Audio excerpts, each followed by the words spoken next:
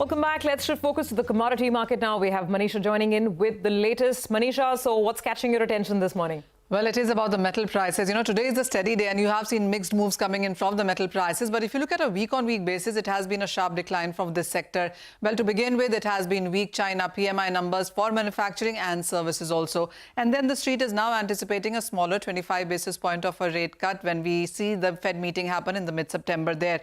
If you look at the prices onwards, then nickel is now trading at a 4-week lows. Well, the prices have seen a decline of almost 23% in the last 12 months itself. Not just nickel, silver prices also are trading at a 3-week lows, and we have seen prices decline onto this one as well, almost off by nearly 7% from its recent highs. The weak US data, the expectations that the solar demand could actually see not as expected growth also is weighing onto the markets.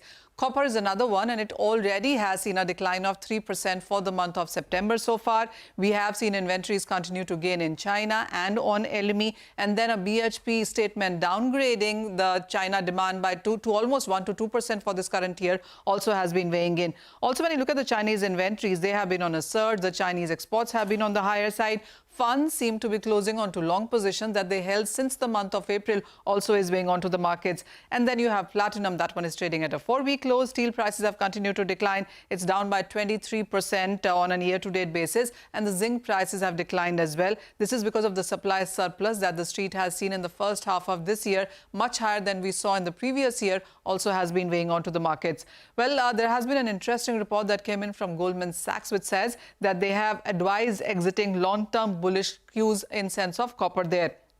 They also have cut the price forecast that they initially put out for the year 2025 by $5,000. Remember, we did see copper prices at an all-time high in the month of May at $11,100. Currently, we are trading at below 9,000. Now, Goldman Sachs has come out with a report suggesting that the copper prices will average to $10,100 in 2025.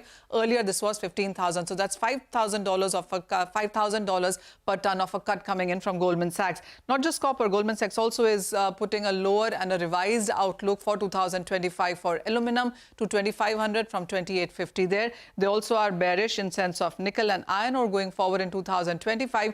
The only one thing that Goldman Sachs has put out a report suggesting that they are bullish is in case of gold. They expect an all-time high of 2,700 onto that one in the next year. I will quickly put out a table showing on what the metal prices have done on a week-on-week basis. And as you can see, it all has been on the negative side, with larger cuts coming in for steel and nickel, more than 5% of a cut there, but 2 to 3% of a decline for copper, aluminum and zinc as well. All right, Manisha, thank you very much for that. So that's commodities in focus.